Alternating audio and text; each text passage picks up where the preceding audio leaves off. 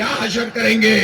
اس لیے اس دن سے بچنے کے لیے پیٹرول کی قیمت کم کرو، بجلی کی قیمت کم کرو، سولر پہ جو تم نے ناجائز طریقے سے اب ٹیکس لگانے شروع کر دیے ہیں، یہ دھندا ختم کرو۔ اب تو کسٹم نے بھی سولر کے اوپر اپنی جو ڈیوٹی ہے اس میں اضافہ کر دیا ہے، جس کا جو دل چاہ رہا ہے وہ کر رہا ہے اور غریبوں کو نچوڑ رہے ہیں۔ اس لیے یہ جو اشرافیہ ہے، یہ جو ایک کنسورشیم ہے، یہ حکمران طبقے کی کنسورشیم، یہ ہر پارٹی میں موجود ہوتی ہے۔ اس میں جاگیردار ہیں، اس میں وڈیرے ہیں، اس میں بیوروکریٹ ہیں، اس میں جرنیل ہیں، اس میں وہ سارے لوگ ہیں جو 79 سال سے پاکستان کے عوام کا خون چوس رہے ہیں۔ یہ تھوڑے سے ہیں لیکن طاقتور ہیں اور پاکستان کی معیشت کو تباہ کرتے ہیں۔ تعلیم یہ نہیں دے سکتے، صحت کی سہولت یہ نہیں دے سکتے۔ میں پوچھنا چاہتا ہوں، پنجاب کی حکومت ہو یا وفاق کی حکومت ہو، چچا ہو یا بھتیجی ہو، پوچھنا چاہتا ہوں گورننس کس چیز کا نام ہے، حکومت کس چیز کا نام ہے؟ جھوٹے اشتہارات کا نام پرفارمنس نہیں ہے۔ اربوں روپے کے اشتہارات، یہ بھی ہمارے پیٹرولیم کی جو لیوی ہے، اس لیوی سے جو پیسے جمع ہوتے ہیں وہ تمہارے اشتہاروں میں لگتے ہیں۔ ایک ایک پائی کا حساب لیں گے انشاءاللہ تم سے، چچا جان اور بھتیجی، ایک ایک پائی کا حساب لیں گے۔ یہ ہمارے پیسے ہیں جس سے تم یہ اشتہار چھاپتے ہو اور ٹی وی پہ اور سوشل میڈیا پہ چلاتے ہو۔ لیکن یہ بتاؤ کہ یہ تو تم کہتے ہو کہ حکومت بہت اچھا کام کر رہی ہے۔ حکومت اچھا کام کیا کر رہی ہے؟ تعلیم دینا کس کی ذمہ داری ہے؟ آئین کا آرٹیکل 25 کہتا ہے کہ معیاری تعلیم دینا، لازمی تعلیم دینا اور سب کو تعلیم دینا، فری ایجوکیشن دینا، یہ ریاست اور حکومت کی ذمہ داری ہے۔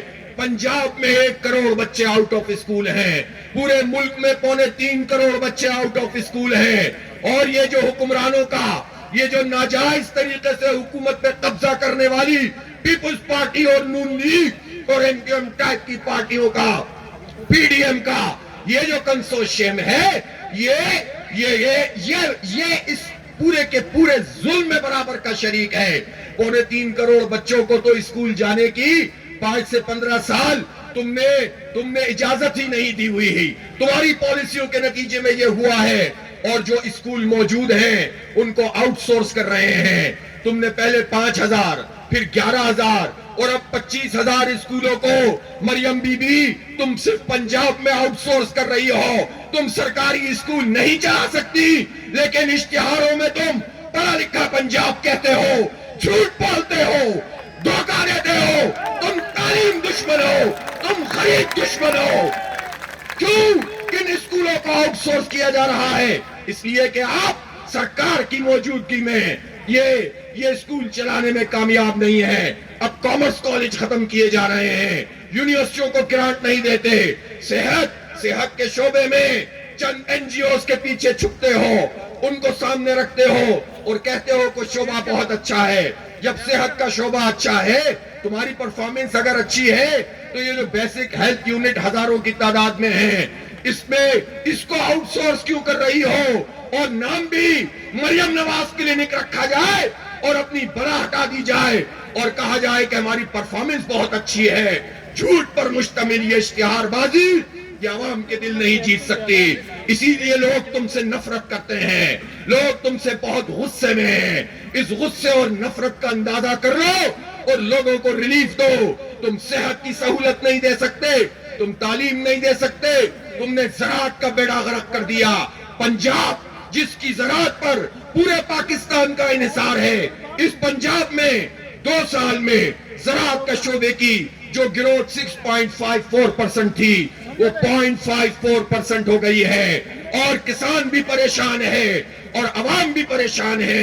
ادھر آٹا اور روٹی مہنگی ہو رہی ہے، ادھر کسان کے پیسے پورے نہیں ہو رہے، کروڑوں لوگوں کو تم نے عذاب میں مبتلا رکھا ہے۔ لیکن تمہاری 11 کمپنیاں جو تم نے نوازی ہیں اور جو مڈل مین مافیا ہے جو تمہارے ساتھ ملا ہوا ہے، وہ پنپ رہا ہے، وہ آگے بڑھ رہا ہے۔ تمہاری شوگر ملیں ترقی پا رہی ہیں، عوام کا شوگر لیول تم نے کم کر دیا ہے۔ تم نے بیڑا غرق کر کے رکھ دیا ہے. اسے گورننس نہیں کہتے, اسے پرفارمنس نہیں کہتے, اسے دھوکے بازی کہتے ہیں, اسے فراڈ کہتے ہیں.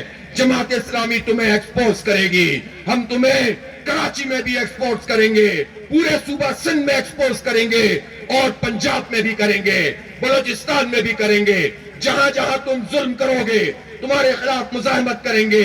اس لیے میں کہنا چاہتا ہوں یہ ظلم کا جو راج ہے اور یہ پورا نظام ہے, اس نظام کی تبدیلی کی, اس تحریک کو جو آپ نے شروع کی ہے, انشاءاللہ اسے انجام تک پہنچائیں گے اور ان سب لوگوں کو اپنے سروں سے ہٹائیں گے.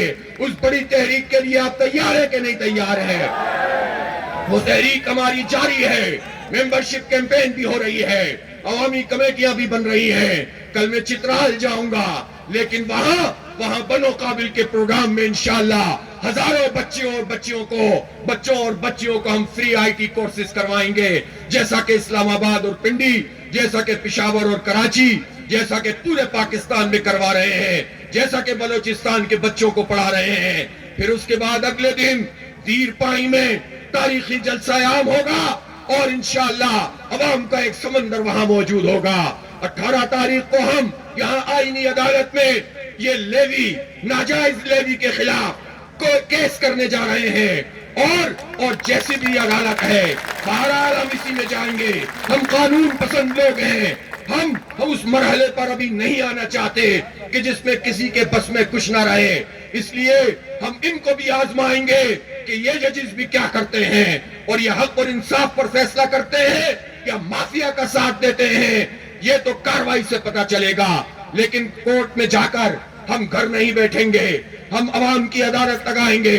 اور میں پوچھنا چاہتا ہوں, اگر آج حکومت نے پیٹرول کی قیمت میں اضافہ کیا اور کل میں اعلان کروں کہ سارے موٹر سائیکل والے, ساری گاڑیوں والے اور عوام ان کے ساتھ مل کر